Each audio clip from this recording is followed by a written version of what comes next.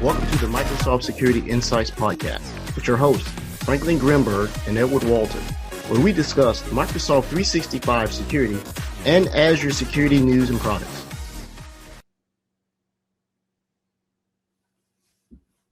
Recorded November 22nd, 2022. Good afternoon, Andrea. Good afternoon, Brody. Good afternoon, Rod. What's up? Good afternoon, Ed. What's up? Hey, I'm your security navigator. I'm flying and battling for you guys in the air. Like that. This is my winter outfit when it's cold outside. What's the song? Baby, it's cold outside. You need to close your windows. Oh man, I have this hat when I wear my convertible. Andrew, you see my Fiat. I have. And when I'm out there to have any heat, so I have this on my head and everything. So Yeah. I'm having it out, and I bet a lot of people kind of avoid you when you're doing that. You I don't know what disappeared. happened to you. We lost you again, Ed. You're up in the air somewhere. It did again. Yeah. Now we can hear you. There we go. All right, not the best That's okay. through This car is one of those studio. shows. This is one of those shows. It doesn't matter. It's great. Yeah. So, Andrew, anything cool? I mean, this is a really short week, right? We're recording early because we wanted to take Wednesday off for travel and everything. Anything cool on the 1 or 2 days that we work, Ms. Fisher? No, I mean, I've had some cases working on those kinds of things with customer issues. We had to do our Connect this week, or I had to do mine. And so for us, for non-Microsoft people, that's our annual review. So you have to say nice things about yourself without sounding like you're bragging, which is a fine art that I do not have. And just getting ready. I'm leaving tomorrow for New York City to hang out with my family for the holidays. So I'm excited about that. But that's all I got. What about you, Brody man? Now he complained about me being on mute. Now he's on mute. His stuff doesn't work. I've been talking on mute this whole time. That is hilarious. The whole time, like, hilarious. I'm the mute guy. So as the resident Canadian here on the Microsoft Security Insights show, we're going to rebrand. This ends up being a gloriously quiet week due to all of my American customers going away over the next few days. I've got plenty of time to take care of all kinds of things I've been putting off, and just working with some Canadian customers and just having a more relaxed back half of the week, which is great because shortly after the episode we had last week, I straight up tested positive for COVID for the first time, and I had the worst time. I just dropped my wife off at the airport, and basically that night I got home and I was like tanked, and yesterday I didn't have a voice, and it was just a terrible time. So I'm happy to be upright and vertical and happy and healthy right now. And my wife brought home some sweet cold and flu meds from the UK. I was talking to Noodle about this, and they've got caffeine in them. Okay. And oh man, I was fired up today. Fired up, which is great because I had a big Defender for Cloud conversation with a customer, like a 2-hour call. And I'd love to pick your brain on that, actually, Andrea, at one point, this whole team, because it's just a really interesting scenario. I do a lot of Defender for Endpoint work on endpoint workstations, but it's kind of, I'm newer to the whole foray with Defender for servers and whatnot. So really interesting conversation about all kinds of things, data center, traffic shaping, et cetera, et cetera. So yeah. Traffic shaping. Awesome. Yeah, traffic management is probably a better way of putting that. Not shaping. Yeah, just how you ensure that said server endpoints can communicate properly to our services, which there's an extensive list of egress points, while still aligning to more strict environment rules around how that traffic is managed. So servers not communicating directly outside, but through a proxy, and different scenarios around this particular customer, and if they leverage an overarching entities proxy, or if they develop their own. There's a lot of stuff that's kind of situational with this particular customer, but it's some of it's new to me, and some of it we're going to have a sync up on tomorrow. It's just there's more consideration than just end user endpoints when it comes to server infrastructure, right? Especially when this is eventually going to be on their tier 0, like domain controllers and things of that nature. So yeah, so it's been fun. It's been fun. Yeah. Cool. Well, there are two places to talk about it. on-premise and cloud, not mutually inclusive. And then, first thing I would ask the customer around that type of stuff is, do you have a current network diagram of how you're doing business, right? If you're in the cloud, I mean, I've seen it as a customer, private endpoints, single points of egress through whatever your, internet-facing device may be with a VIP. And then once you're inside, turn on monitoring for application security groups and just watch it. And then you can see your traffic, right? And then you can go in and diagrams it based on what you're doing now. I see it. I saw their customer, they were pretty slick. They had it locked down. So I don't think they would share their architecture diagram, but I can pick their brain. We can talk about it later. Yeah, that'd be cool. This customer's all on-prem data centers throughout a region. And so we're going to have to bring them on, via Azure Arc. Ideally, we leverage Defender for Cloud because they don't really have a centralized management plane right now for their server infrastructure, which is kind of a problem. And so, like, the bare minimum is we've got to get Defender for Endpoint on by spring for reasons, because of contracts expiring. But really, what we want to do is be able to do that, get that full Defender for Cloud centralized management aspect, right? That's the nice to have, but the core need is the EDR replacement. So we got a number of different options. There you go, Edward. There you go. You're looking good there, buddy. Hey man, I'm trying. I'm tired, but definitely pulling your CSA on the account. Yeah.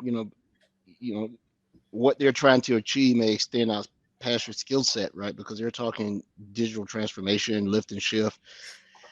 If they are going to do it, it sounds like they're not really transitioning to the cloud. They're just trying to figure out how to allow all the different endpoint stuff. But most of our stuff says if you have a proxy, these are the ones you have to allow, and these IP addresses and ports and stuff. So it's documented.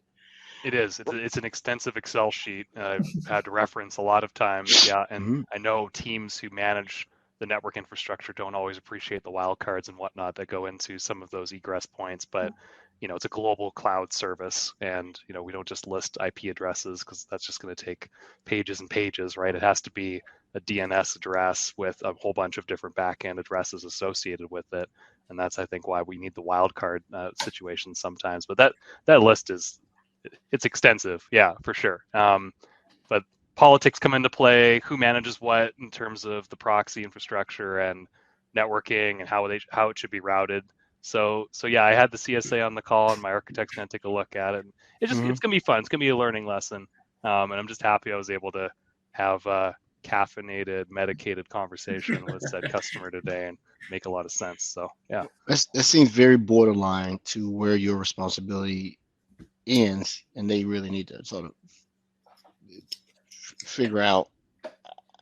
Well, yeah, I get where they come from. That is not an unreasonable request, but I also tell them I don't know what I don't know. I mean, here's a list of things. If you're using MDI services, using this, you just do it this way, right? Well, there's precedent too, right? Because they've got on-prem servers that are currently feeding cloud-based applications, so they've got patterns in their network architecture to allow their data centers to talk to cloud-based resources. So it's not like this is brand new. They're not like total castle and moat. So there's a way forward. I think we just need to learn more and have more conversations. And luckily, the oversight government that oversees this entity is also a customer of ours. And so we can kind of circulate with our Microsoft people, and they're going to go talk to their people. And it's just not a straightforward, like, okay, it's Defender for Endpoint. Let's get it on your endpoints, and you're good to go effectively after you deal with the security policy management with ASR and everything. So let me give you a quick tool. Let me take this hat off. My head is actually getting hot.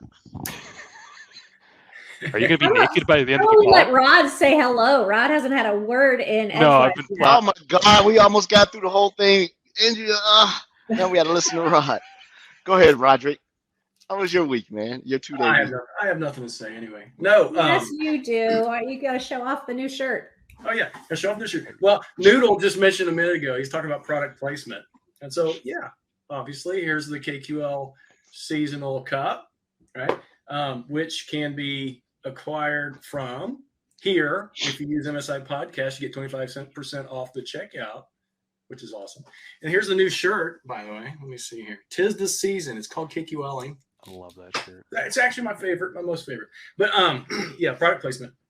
But what I wanted to talk about, wasn't here last week, but I had an awesome time at one of the Universal resorts. Obviously, so I went from Ohio, which was 0 temperatures, to Orlando, where it was in the 80s. I felt so bad. My family was back here at home dealing with snow and stuff, and I was down there having a good time. But it was good. It was work stuff, work related.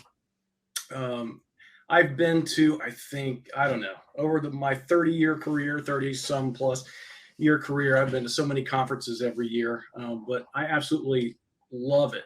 And the group last week in person, we had almost 1,200 people at this conference, which was pretty significant for an in-person thing. Post-COVID, we had about 50% of new people to this conference, but not just to this conference, but 50% of people who are just kind of getting into IT and stuff and security. And that's pretty significant. So that's pretty awesome. So that was great. Of course, I talked about KQL over there last week. We had a Microsoft booth, got to man it and work it a couple times when it was kind of busy. So actually got to meet a lot of people. I had like 4 sessions. So that was a good time. It was awesome. But I tell you what, it is super great to be back. There's just something awesome about being in your comfort zone. Your 2 screens, your desk, your back scratchers. You can't do that when you're, in front of people. Today, I wanted to put this up. Today, I actually have 2 here. I have 2. Andrew doesn't have a back scratcher. Andrew doesn't have a back. Yeah. She's got nails. I recorded my session for Festive Tech Calendar 2022 today, and it should be available at the end of the week. There's a link to go. This is something really neat that they do every year. Every December, it's 31 days of sessions. There's a session literally every day, and the schedule's up, and you can look to see who is on every single day. It's a pretty neat concept, pretty awesome. I forget how many years they've been doing this, but that's what I did today. Talking about the Connects. So I finished mine about 2 weeks ago, and I felt really good today because my manager said I have nothing. I'm not even going to send it back to you. I have nothing. We'll talk tomorrow, and everything looks great. So I think I'm finally getting the hang of these things, right? So hopefully, we'll see. I used to write pretty good connects, and Andrew is right on point. There's a fine line between, highlighting your achievements and how it is to, boasting and broke heart. The balance sometimes, right? But we had a previous manager, Andrew and I, and he was big on that. He told us this is why you need to do this in so many fashion because. Yeah. So Andrew, they will never encounter a Paula koala. Remember that? I do. Actually, it was a helpful formatting, though.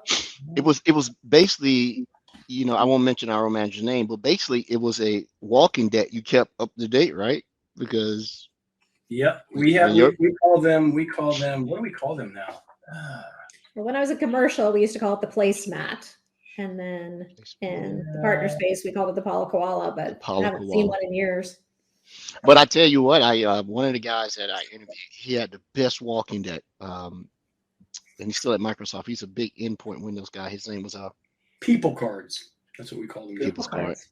Aaron Fender, maybe something like that. And I still have his format. It's excellent. I haven't created a walking deck in a minute. I think that's probably going to do what I'll do over the holidays a little bit to get it updated. And it's straight to the point. It's specifically for hiring managers and stat ranking. That's all it is, but it's okay. Yeah, a lot to learn. Send me that, Edward. I want to see what you all have going on there. That sounds great. Let me see, Apollo. Let me just make a note. Apollo koala. Because I've been here 2 years now, and I'm kind of getting used to Connects, but it's tough sometimes. Yeah, it really goes against the grain of some personalities, right? I think that's it. I'm not like a braggy person, and my old manager, he's like, just pretend you're Donald Trump and just blow everything out of proportion. I'm like, really? That's when he's like, yeah, I did the best delivery, and we, all these users are secure, and the Well, whole focus company's on the basically numbers. secure because of me. I'm like, that's kind of like, that's not what I normally say to people about So things. Well, I do it every day. Focus on the numbers, dollar amounts, Yeah. reach, impact. So you say, I did this, but then focus on the numbers afterwards, so you really don't have to brag on yourself. You let the numbers brag for you. And then you go ahead, Edward. make sure that you bold the numbers and italicize them so they stand out, right? Okay, Well, Andrew, what were you going to say? I was just going to say, and this for the non-Microsoft people, this isn't relevant to you, but I'm still amazed that there's not a single place I can go and I can say, in the last 90 days, tell me every deal that has closed for this territory. I cannot find anywhere where that exists. So it's a lot of work. I've tried it. Those numbers run. And I run to the salespeople. I'm just like, I'm sure you have this. Well, we don't. And if I'm understanding your frustration, Andrew, it's probably with MSX, right? Yeah, it's the capability is there. I was told we don't have the access and the rights because there is a way. I was told that if you have the political rights, you could go in. This is what I've been trying to do. Trying to go into each one of the deals that I'm working on and manually assign myself, which I shouldn't have to because the seller should be putting my name on the opportunity, and they're not doing it. They don't. And I'm getting burned for it, right? But there's where I cannot just go in and select all of the companies I cover in my territory and just attach my name to it, so I'm good to go. Agreed. And it used to be available if you had an MSS. From what I was told by the gentleman, they took that away about 2 years ago, maybe 3. Can't do it anymore, right? I could see the obvious, what could go wrong with it if you end up assigning yourself to things outside of your OU support or either territory or vertical. But I'm that's something I got to overcome. I want to figure out how to do that, because you hold your work back until they add you to the team. Yeah, I do that. Help your customer, I do that. When you add me to the team. Oh, I do that. One of my peers, Jeff Chen, says he won't touch it. If they don't send him a screenshot in MSX showing him attached, he won't touch it. Yeah. I didn't want to quite go down that route, but I warn the sales individuals I support. If you tell me you're going to do it and you don't do it, you sort of strain that relationship, right? You're on the naughty list. Well, because my naughty list. That's great. My manager pings me on this. He's like, dude, I know you're doing the work. I can see your meetings and everything. You're not attached to anything. Oh, that's on me. And that is a air thing because he gives us Fridays to do just that. Right. That's what you do. And that affects your comp in the end? Everything affects your comp here, man. Yeah, fair. Yeah, fair. Okay. But specifically if your name's not on these deals, that would also affect it. Yeah. Okay. I'm not hitting my F3 priorities. Right. Rob, was that everything you had for the 2 days of work that you did, man? Yeah, 2 days. I ran a lot, I'll tell you that. While I was down there, it was pretty nice. Oh, the weather was for sure. The weather was amazing. Rode the boat, went to the theme parks. Of course, all of that was part of the conference, so it was pretty neat. Nice. Yeah, I didn't do much this week. Andrea, I sent you that email. I don't want you to be mad at me. I want you to see what I had to be dealing with because I had to eat. Everybody on that email I had to talk to. They were trying to throw that dude under the bus. And did you read it? I did. And you saw my reply to it, right? And because he was all bent out of shape. He thought I lost this big deal for him because I asked him to cover me. I said, absolutely not. This is not what they had us on the call for. And I ended up talking to all those people's managers. I said, you don't burn your technical resource currency. If you put a tech person out there, you make them look bad, and then in the end, you exacerbate the situation by making them seem like they weren't prepared. Remember, you got to work with this person, right? No more favors. Yeah. Every time we do a favor, it doesn't. Yeah, and I think when I first started Microsoft, someone told me this, and then Andrew told me this. Let me tell you something. This is not a knock on anybody. This is just.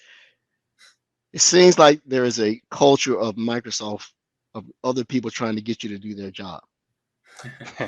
Isn't that what like moving I to think it's management everywhere. role I was actually going to say, mean? Andrew, it's kind of like life. It Yeah. sounds like, Yeah. It's Every very, role. it's very particular here that let me tell you what it's like, and then we'll talk some thankful stuff. And I tell you, I did work on one little tech thing. Let me tell you what it's like. You're dealing with Yeah. salespeople. They give you a blank check, and they like just go ahead and sign it. Don't fill in the amount. Just sign your name down there and make it payable to me.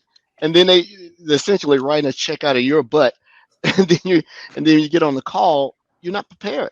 And I think a lot of Andrew, as much you know me, as much as I write connects and brag and boast, if I get on something I don't know, I say I don't know.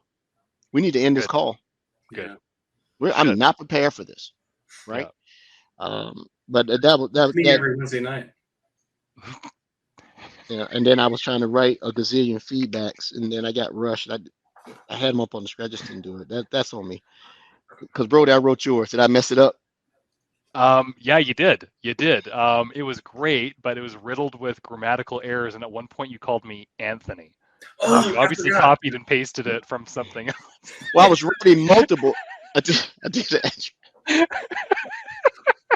Note to self: do not ask Edward for connects. I do write them pretty good. I'm sorry. This was me like, oh my God, everybody, this is about to expire. Let me get and that guy's name that was in there Oh, was crap. at top of my mind because of Andrew saw the email, so I was trying to get his done, and it's on me. Ain't no It's big okay. It's okay. I feel appreciate bad, the man. If you feedback. guys ask me to do this stuff, I don't want you to think that you're not important enough for me to take the time to write it out. But I'm also trying to be efficient because I could.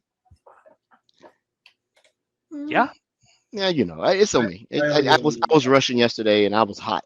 I was not happy yesterday. Thanks for filling it out, Edward. I appreciate it. It's It's not fun like to give you a hard time. When I saw not like Anthony in there, I laughed my ass off. You know who he is. I think you know who that is. But it's not like your managers are going to read it. I don't know about that, but yeah, we had our Connect review right before your comment came in, so it was fine. Timing's fine. Thank you for adding to my feedback. I'll happily provide feedback for you anytime, Edward. I'm scared now. Anytime I'm you not want. doing it. Yeah. I'm not asking for feedback. I'm not going to ask feedback for you and Andrew. I'm not. No, I'm gonna. It bites, right? So we're not going to put it on there. What did I do cool today? Or this week or the last 2 days? Technical, not fighting with salespeople. Did you do something cool technically? You know what? I've been doing a lot of reading. One of our guests is coming on, Thomas Herman, whatever is in our list. I can't pronounce his last name. He is very good. He is very good at monitoring, securing, evaluating, and of Azure Active Directory identities. He's real good. And I've been reading this stuff, and his links like, oh my God, I didn't know you could do that. So I go in. So I've been doing a lot of reading. I had to renew my SC300, Brody. You should be coming up too, right? Yeah, I'm going to getting some emails. I've got to get on a few of those. Yeah. I got it out of the way. Like, it's not due for months, but I'll forget it. And I got my CPEs in for my CISSP, so I went in and did that. You got to fill all that stuff out because Definitely I do not want do to. that. How do you fill those in? Like, what do you use? Events, podcasts? Like, do you go to training regularly? Yeah. Everything. Okay. Yeah, because I've did some volunteering for that security for B-Sides recently. I'm going to throw that in there. And yeah, okay, yeah. I'm actually pretty bad at doing that year over year. I got to be more on top of that as my diploma's looking at me from the wall right now in disgust. Yeah, okay. So for some reason, I'm in the StreamYard. I still cannot comment in the chats. I can do it in a private chat, but the comments, it won't let me do it. You're probably not logged in right. It's okay, Edward. So if you sort it out. Click it, How do you know if you logged in right? Other than me being able to troubleshoot it on the we won't troubleshoot it on the live stream. But I thought you were gonna say if you could log in, you're doing it right. Yeah. We'll figure it out. I'll help you out, man. I'll help you out after the holiday. Are you taking off the rest of the week or what? Like, are you gone? Am I? I'll start first. I am on the plane first thing, hopping in the morning. I'm headed to Portugal. Cool. That's awesome. Have a great time. Have a great time. Andrea, Rod, are you going anywhere else? I'm Rod, on a plane first thing in the morning heading to New York City. Right. You said that earlier. Sorry, Andrea. Yep, that's great. Rod, you just got back, but are you going to visit family? Well, so not visiting family. Well, not visiting family, but the family's coming to me. This is absolutely my absolute favorite time of the year, all the way from Thanksgiving to the end of the year and New Year and all stuff like that. Because as you know, I have 4 kids. 3 of them live around me, but we have my youngest boy and his wife. They moved away, and they'll actually be coming. They have their first fur baby instead of a real baby, but they have the first fur baby, and they're bringing that. I love nothing better than to sit in the room with all my kids under the same roof and just listen to them talk and laugh and just like old times. It's awesome. Aw. The same what? Make the me same- teary-eyed. Under the same roof. Under the same roof. Roof. Roof or roof. Yeah. So it's roof where I live. I don't know what. It's you roof have. in the South. Yeah. It's roof. And like it's Yeah. in Canada is router, not router. It's not rooter. It's I- All Canadians say router. new do to boot it. Yeah, well. Don't get Um, me started. I'm on the caffeine pills. Don't get me started. Well, that's I nice, guess- everybody. That's nice. If I pass my COVID test, I get to go to the U.S. Thanksgiving dinner that our friends host every year. So we get 2 Nice. Thanksgiving dinners. The U.S. folks are asking you to be COVID tested. Usually It's the more other of a way just around. it's more of a just a I'm not going to go to a dinner testing positive for COVID. Oh. And Yeah. then Some people take that as a medal of pride. They're like, yeah, bring all the COVID people over. oh, okay. Well, this is not one of those parties. No, Okay, this it's is not a not COVID just party. stuff your face. Yeah. Security monster. It is Coke. It is not soda. It is not pop. It is not Oh, cola. right. Or It's cola. Coke. Or cola. Some people say cola. Yeah. Well, in the South, as Edward would know, it's Coke. Give And me a then you're like, well, fountain what Coke. kind of Coke? How about that? Coke. There are only 2 types of Coke. Ones that you can drink and ones that you can sniff. There are only 2 types of Coke. There you go. You in the South, it's Coca-Cola. That's it. There it is. There's Security Muncher. I've cooked a It's a great name, Security Muncher.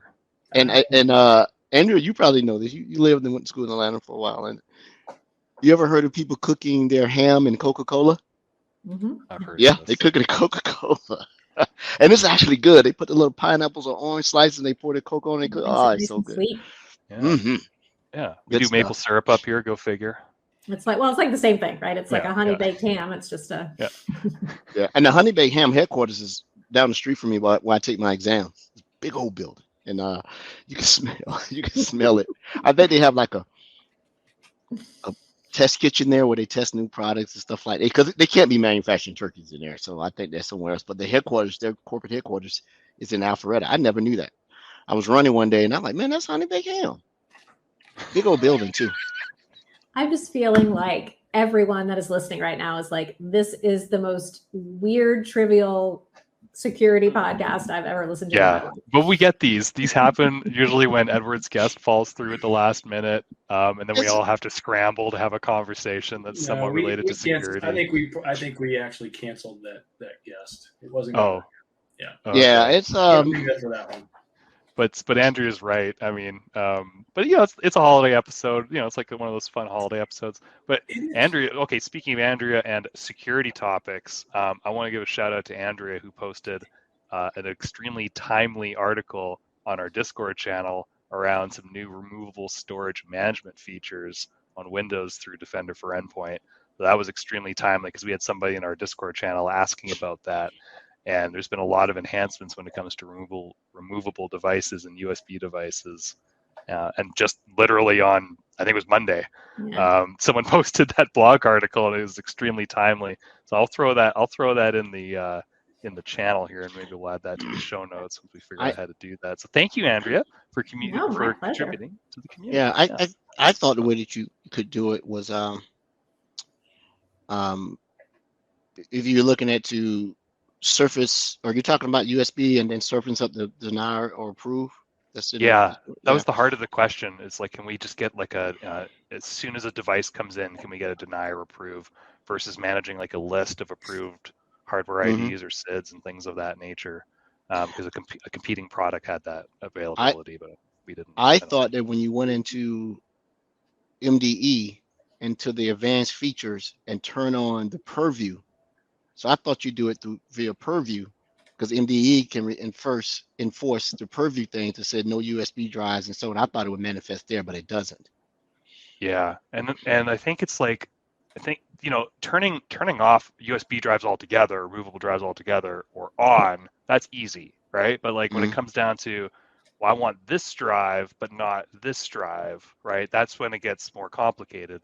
And real time for that alert to come up and for someone to approve or deny, that's different from managing like a block or allow list of known devices, right? I'm working with the customer and their CISO's like, in 3 years, I want to have only these USB devices allowed at any given time. But then you talk to the boots on the ground, right? As normally happens, it's like, well, some of these remote locations, they do their own procurement. They go to Best Buy and they buy keyboards or USB drives. And, it's like managing a list like that, you really got to have your what together if you're going to say, I only want these keyboards and these removable devices and maybe a couple of USBs that are BitLocker encrypted, and then everything else deny. But you've got to have centralized management of all those removable devices if you're going to be on top of that. Otherwise, it's just an ongoing exercise to go add random Logitech mouse here and random Dell keyboard there, right? So it's I was thinking you could probably jerry rig something with Logic apps. Like, right, you could probably, have it look at the logs when a certain DLL gets loaded for USBs, but it would be a lot of work. And I don't know, every time you try and do that, 6 months later, they change the schema or something, and the thing you spent all the time on doesn't work anymore. But let's just assume with USB drive, it's a USB drive, whether it's a GoPro camera or something, if it has the storage capability, you're still trying to solve two problems. Insider threat and someone copying stuff to take away. Mostly it's insider threat, I believe, right? Because I hope no one's picking up USB drives, laying in the parking lot and sticking them in their machines, right? So I thought that you could just BitLocker. Can't you? You can, and you can say only BitLocker drives are allowed in, right? In those certain scenarios, right? But then there's use cases where, like, I'm working with law enforcement right now, and you get officers who get the USB drive with the video camera footage from the gas station, and it's basically picking up a USB drive on the street and plugging it into your officer monitoring tablet, And so how do you account for that? And you'd be still need to enable these officers to look at this data in a secure fashion. This is carry a second device. I'm sorry. Yes, what you're Rod, describing is not a technology issue. This is a process issue, specifically around the cop stuff, right? First of all, always deny, zero trust. Why are these officers sticking anything in a field device to do anything? Yes. They should have a forensics device that's isolated in the trunk, right? And then they can put it in there to be able to look. So if something dies, it doesn't affect the back end production network. They should not be sticking into their field device. But that's easy to say. We did this with one of the states up in the Northeast as well. We had that problem too, Brody. And it's, it's always budget. It's always, or even one of the problems that they had was the type of video player you needed from the Chevron station is different than the type of video player that you needed from the Amoco station, if they're even Amocos anymore, the Wawa. And so we tried to set up a workstation back at the headquarters, and then we tried to use the Windows Virtual Desktop feature, and it's more complicated than it sounds. Yeah. Well, I'm definitely going to send you an email about that at some point in the future, because you're exactly right. Or some of these DVD players that rip to it's not even a video format that they export to, like an MP4. They actually rip to like a standalone executable, where then you run the executable. Now you're getting random USB drive from gas station running random executable on the tablet in the officer's car that's connected to the broad network. It's just like Star Trek Red Alert nightmare, And yeah, you're right, Edward. Setting up something at the precinct to do that where it's isolated is great, but they want people to be able to do that in the cars. And then it's like, if I get it, if time is of the essence and they need to really find something, especially if they believe someone's fleeing, they need to be able to set up an APD, all points bullet, whatever it may be. I still think it's easier to change. I rescind that statement. I was about to say it's easier to change people behaving for a technology answer. No, it isn't. People stuck in their ways, right? But they should just be able to. This is an opportunity for anybody who sells to law enforcement. They should have something that is in their cruiser has it, and it's not the one that you see them sitting in the car up front, which I think is totally unsafe. I saw one guy driving, he was just Or messing if there's around with. anybody out there that has already solved this problem, let us know. Yeah, Please let us please. know. Yeah, absolutely. I love that idea, Edward. An isolated media viewer tablet that's not the officer tablet that they have to do everything else on, running plates and getting email and all that jazz. And if it's serious, you generally get more than just the responding officer to a disturbance or to a call. You get, hopefully there's no crime scene cleanup, but you get detectives that come in, they send a tech person there, you know, if they need to be able to get the video and stuff. Because a lot of officers go, hey man, beyond me, send a smart guy from the precinct, the young guy that just started. He comes down there. Really, I used to work with APD. They were like, the new kid, the real computer guy, getting him to come down. Fair. And then, and they get on it, right? But anybody that solved it, for sure. Yeah, let us know. Let us know. And all these features, so circling back, this whole conversation, circling back to the post that Andrea put in our Discord.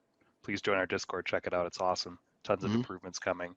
This is just the latest string of USB control mechanisms that we're implementing as part of our security stack. There's been recent ones announced at Ignite, and this is just another iteration of even further capabilities. And so it's an important conversation, right? Especially when you've got like rubber duckies and devices out there that mask as a keyboard or a mouse, but they really do have a storage device, or maybe they're piping something out and they've got a Bluetooth or even an LTE card built into them, so they can take data from the computer inside an office and then broadcast that out over the cell network to a nefarious actor for monitoring keystrokes. Like it's a big deal, removable device security right now. Yeah.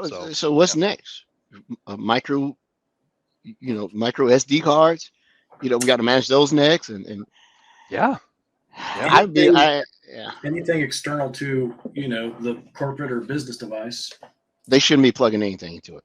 Take anytime you do convenience over security, you're asking for it. Spoken like a GBV. So here's the other. I'm trying to get out of the call. I'm trying to get off the opportunity. We're trying to get somebody else to do your work. No, I'm. Well, and then consider that these we're talking something very specific. Think most of these folks work from home, so they're using whatever device to log into the corporate network. So it could be literally anything that gets shoved into their home PC or laptop or whatever as well, right? Yeah. Hey, totally. For our listeners, this is not our regular show. This is the off week. We're doing it a day early, and I think we're doing it a day early. Today's Tuesday. Yeah, but I do have one thing I wanted to share. I'm gonna put it in the private chat because some reason I still can't post it in the comments. If you guys would reshare it. All right. So I'm working with a customer, and they wanted to deploy Sentinel.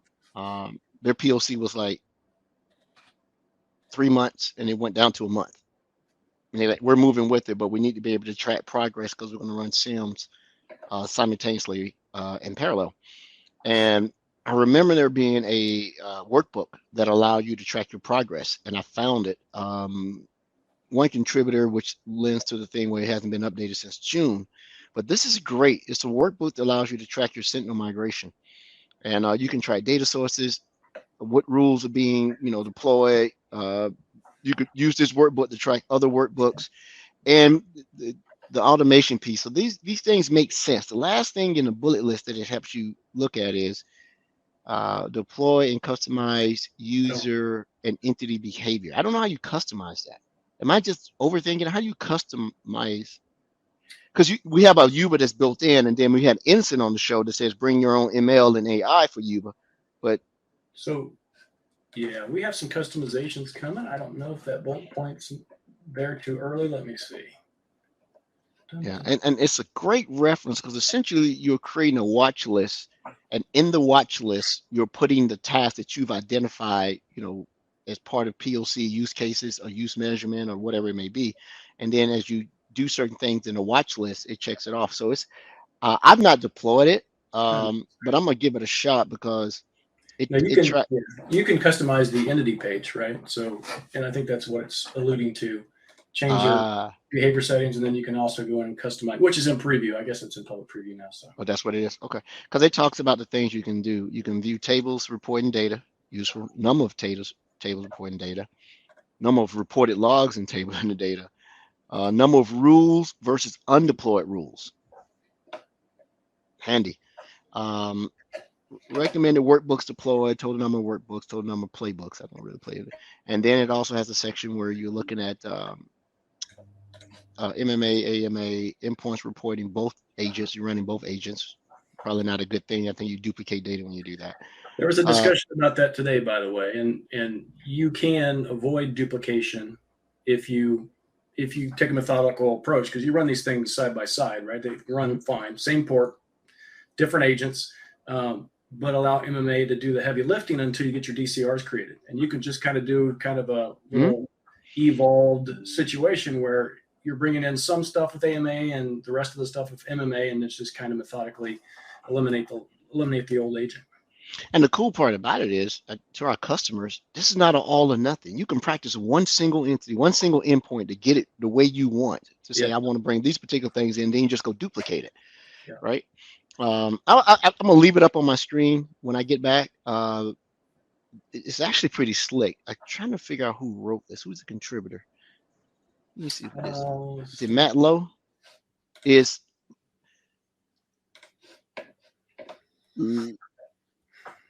Lamia Winstein? She wrote it. I can't.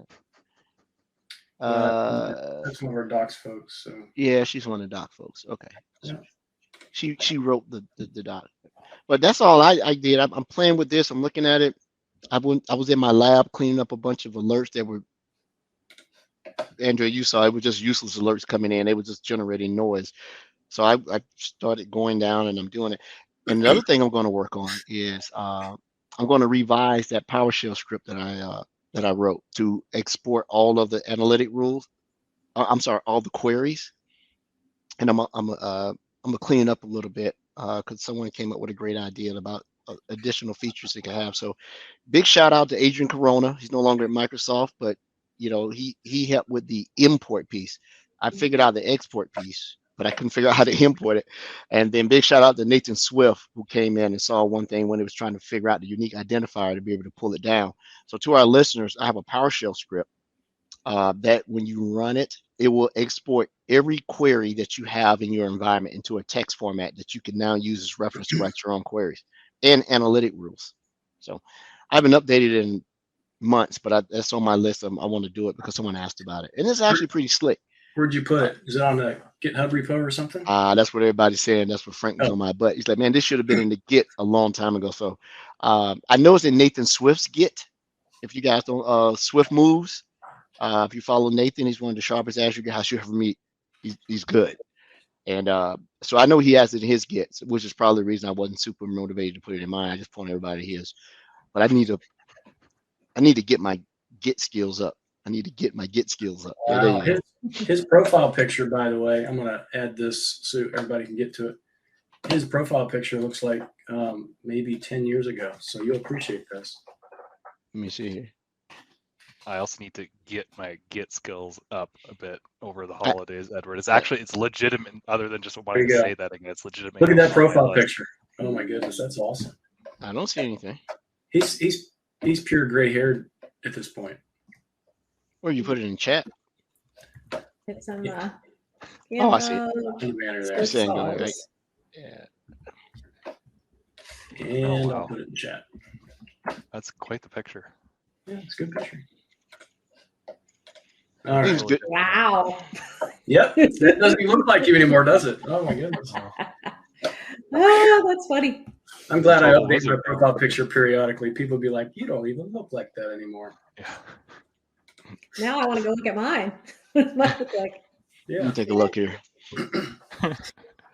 No, it didn't come up. How do I get Edward, did you get the full MStat installed on your Sentinel? Since we had Andrea on as a guest, and she did such a great job, and now she's on as host. So let me go back and be a hypocrite. I'm trying to get Andrea to do my job, so she's in the environment. She has full access. And she's gonna get her to install it. She's already did it. She did all the installs. So she. Like, you know what, Edward? Let me just do it. Yeah. Okay. Well, what she did it. No, I'm not finna step on her toes. She Hey, went in and modified her work. if she volunteered and you couldn't get it done yourself, and she was the subject matter Hey, expert, That's that's what we were not just what. talking about. Ed is working on. He's going to be a people manager in no time. Let me tell you something. no doubt. Andrew said, Edward, can I put it in your environment? You have a lot of live traffic they can generate. Absolutely. So I'm building upon the work of others. There you go. Yeah, you And are I going to did be a that. good manager. I'm not. Speaking of which, all my demos last week, I used Brody's recent Sentinel stuff for his MFA stuff in my Cool. Sentinel environment for my Nice. demos last week. Yeah. So apparently all these people attending my sessions, they think this Brody person, he's some Canadian, some evil Canadian. Yeah, he is evil. Yep. Canadians are inherently evil. I Is this finished when I your tried to assessment. log into your I mili- just finished your assessment, by the way. I owed that to you. Thank you. So are you talking about the time I tried to log into your Sentinel instance a few times and I came up as a risky user? Yes, you did. So I used you in the demo last week. Oh, great. Okay. Yeah. This out of country malicious actor trying to get Yeah, into I was out your of country. domain. That worked perfectly for what I wanted to do. So If you ever glad. need if you ever need access to an environment that has that stuff, Rod, just let me know because my stuff is reporting. Especially if I'm traveling, I'm getting those risky logins, impossible travel type stuff. Because Ooh, I'm I'd love to see have your logged Greece in stuff. here. Yeah, and then we were in Greece. I did a show Yeah, from I'd Greece. love to have that. Yeah, that I can send you something to export that so I can import it into mine if you want. Well, I'll tell you, so much for a short podcast today. Oh, it happens Well, every yeah. time.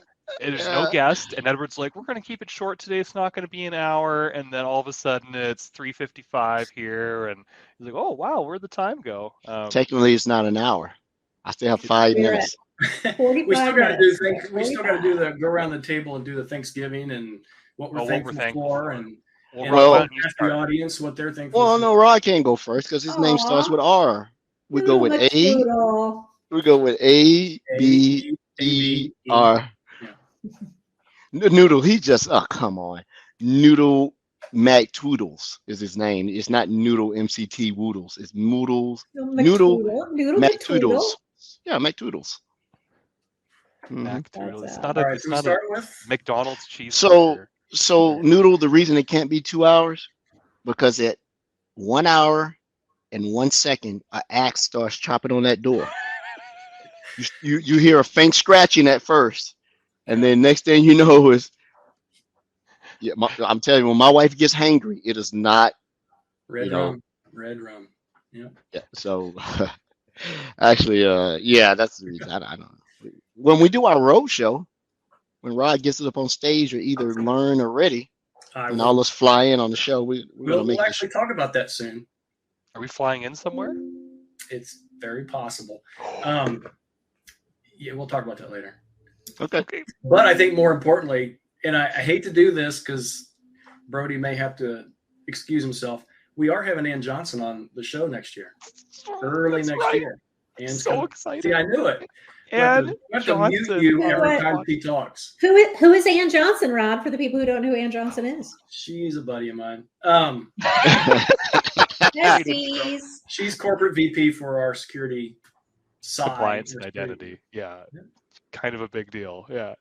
She is a big deal. When you spokesperson for Microsoft security, like if you've seen any video over the last few years on capabilities, it's Ann Johnson's doing it, or it's Brent, or it's Ann, now Vasu.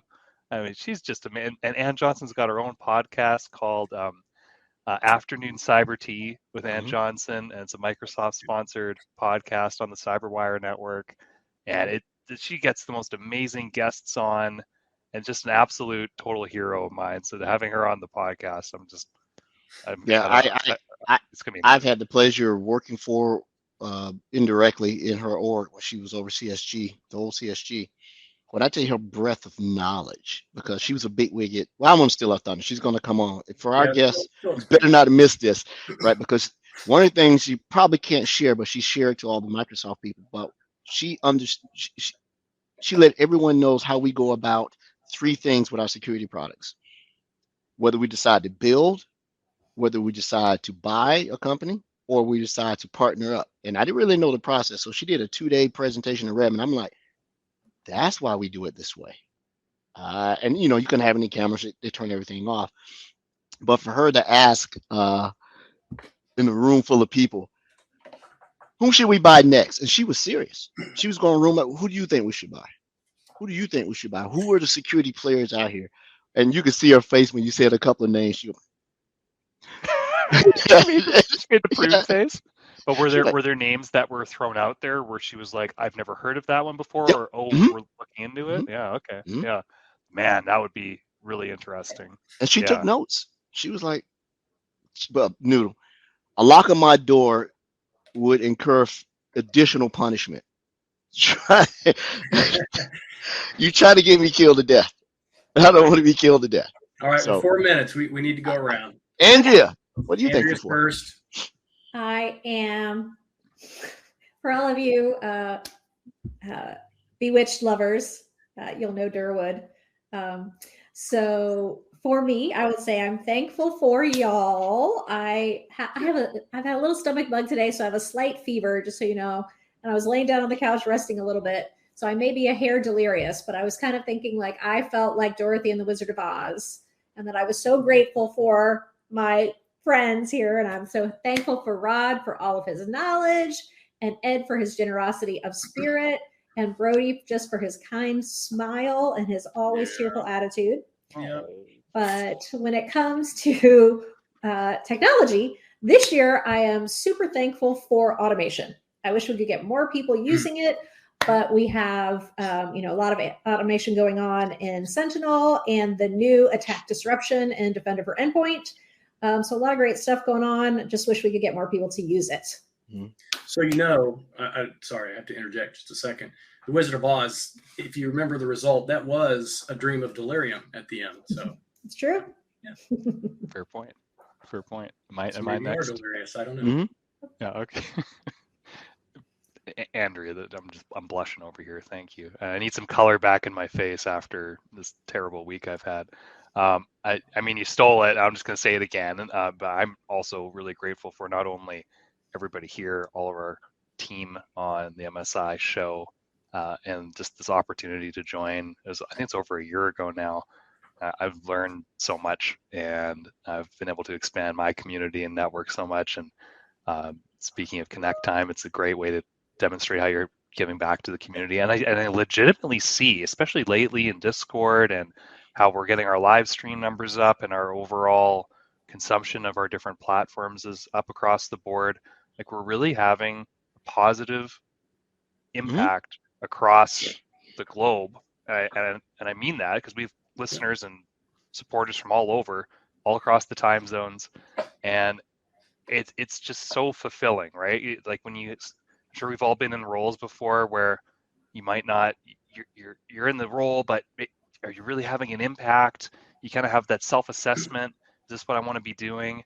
And even though this isn't like my job, and it's kind of like a volunteer effort on all of our parts, this feels like just as important as anything I do in my consulting role currently. And I just couldn't be more thankful for the impact that we're having on the community, and inspiring people to have impact on others, right? Because now we've got just in our Discord chat alone, it's people helping each other, right? It started off with people coming in and we would help, and now people are helping each other and they're expanding knowledge. And what's the saying? You climb the ladder of success, but then you let it down so that others can climb up after you. And I think that this show and the community is just a great example of that. And just one more thing I'm thankful for was some of the mentees that I've had the opportunity to work with this year. I think I brought this up a few times recently, but they're just blowing it out of the water, and they're inspiring me to work harder and to be the best I can be, because they're putting in so much effort and energy and enthusiasm as some of our new up and coming security professionals at Microsoft. And it blows, like, this role and this career for me came from messing around on my dad's computer and breaking stuff, and then building my own computer to break stuff, and maybe trying to manipulate my grades at school one time because I saw it in a movie. And eventually this hobby turned into a career and something I do and I love every day. And now people are coming out of school and they're like, I want to get into cybersecurity. And it's just so inspiring. I'm using that word a lot, but we need everyone from every background across the board in cybersecurity today. regardless of your age or your background or your knowledge level, or if it's tech or if it's risk or whatever.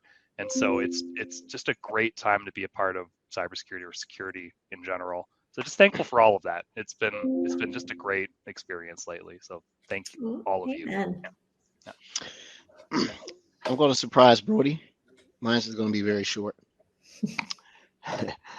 I am thankful for all the things and the blessings in my life. Andrea knows my background. She's a friend, right? And and it's hard to build with friendships that I know that even if I left Microsoft, she and I would still be friends. We made a promise that if let's go, we stay in contact, right? But I'm grateful for things that are only one of. There's only one Andrea Fisher. There's only one Brody Casale, and there's only one Rod Trent. And I can appreciate that because my wife said, out of all the things that you do, and you guys know I got a lot of things in the air, this is the only thing that you look forward to every Wednesday that never a burden. You will stop whatever you're doing to make the podcast, right? And I have so much fun and I learn. And also, I'm thankful for Frank Grimberg. 2 years ago, he convinced me, let's start a podcast. And I fought him tooth and nail. I was like, no, everybody has. He said, dude, you got to do it. And we worked on it for 3 months before we decided to pull the trigger and do it. And if not for Franklin, I would not have met Brody. Rod, chances are we would have because we work on this product. I knew of you. And it also affords me the ability to bring a peer, a mentor, an advisor, and a friend, Andrea, to the show. And her being on the show speaks volumes. She don't mess with stuff that's half-assed. She won't do it. So she must have saw something to come on. So I'm grateful for that. I'm grateful the year's almost over. This has been a rough time on my mental health. It's burned me out. And I think I'm pretty resilient, but not this time.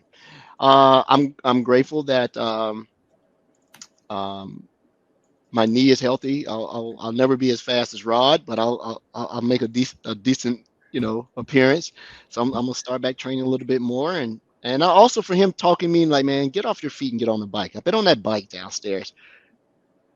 It's a chore, but it builds mental toughness because I'm cycling my ass off, but I'm not going anywhere. Yep. You get a VR set up. You could be climbing a French mountainside. That's what Mr. Trent. So I'm thankful for all those things. I'm thankful for one last thing is that I'm thankful that I still have the passion for technology. Mm. We all know someone they're burnt out. They decided to just get away from it, and that I don't want to get to that point. That's it. So super grateful for that. Mr. Trent. Take us home, Rod. For the R's. I don't know if I can. That was all great. I don't know if I can even live up to any of that. But I will say, I am thankful for, I know my job, right? Mm-hmm. And I'm thankful for my employer who has really, through even these economic issues and woes, have really taken some time to do some due diligence to ensure that we can all stay here and do good things for our customers. I'm thankful for everyone that has ever been part of this, we say podcast, other people call it show. I don't know what it is anymore. It's kind of a hybrid thing, almost like we do with Hybrid Cloud, but it's been pretty significant. I absolutely, I look forward to it, right? Every Wednesday evening. And I miss it when I'm not here. I feel like I missed out on something. But I think also, Ed, you mentioned Frank. I really am thankful for Frank and all that he's meant to us, and he's a good friend of mine, and I truly appreciate him. Andrea said it pretty effectively, Brody. Your nice smile. You're just a nice, kind person. I enjoy talking to you, and I know exactly what I'm going to get with Brody every time. If I'm down, or which is rare, but if I'm down and I need a little pick me up, Brody's always going to have something to supply. Ed, we don't talk about it enough, but you do some things outside of this podcast, this show. You do things outside of work, I think, that really help drive you as well with your organization that you run, which I think we should absolutely talk about that one of these days, because I think it's pretty significant and pretty substantial. I don't think a lot of people know about that. So I'll leave that there, and we'll talk about that at a future date. But I think that I really look up to you for that, and I think it's really impressive, and it's all good stuff. Andrea, we've known each other for quite a while, even before you joined this show, and I'm always appreciative of you. I feel so bad that I couldn't take the trip with you on our special Microsoft trip during COVID. It just didn't work. Toward the end there, it just didn't work out. I feel like it's like the show. I feel like I missed out on something. But maybe we'll do that one of these days again. Make up for it. Yeah, I mean, I work for Corp. We don't get special things like that. So maybe I'll have to work my way into something like that.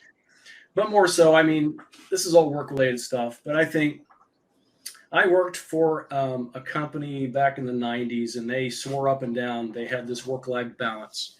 And I don't think any company has really ever achieved work-life balance. They give you the opportunities, but it's really up to that person, right, to do that. You have to kind of take the reins and do it yourself. So more so than, my employer and all of my colleagues, my peers, I am just so thankful for my family, right?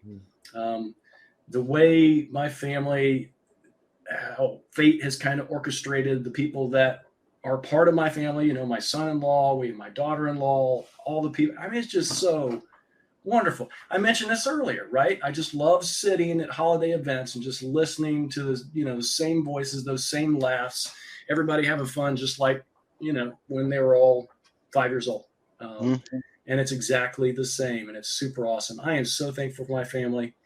And I'm just going to take the time during the holidays to enjoy every bit of it. I have to validate that. I thought Rod was just a machine who just worked. But to see him soften when his grandbaby came into the world, he just turned to a different person.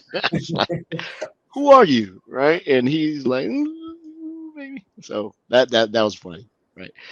Well, everyone, respect the time. Be safe over the holiday. Relax. I'm not a person that says go eat a lot of food and fall asleep, because that's not what I do. Andrea fusses at me because I don't eat enough. And I felt. She was sick too. I got sick last night. I think I ate some bad fish. I was holding the porcelain throne all last night. I don't know what it was. And my wife's, well, I ate the same thing you did. She's like, I said, no, you didn't. You ate something totally different.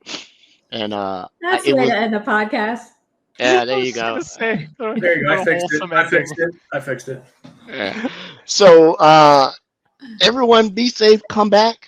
We have people depending on us. This show is not just us to have something to do every Wednesday. I mean, our listeners, supporters, peers, they need this outlet. This show has helped us. A couple of people get hired at Microsoft, right?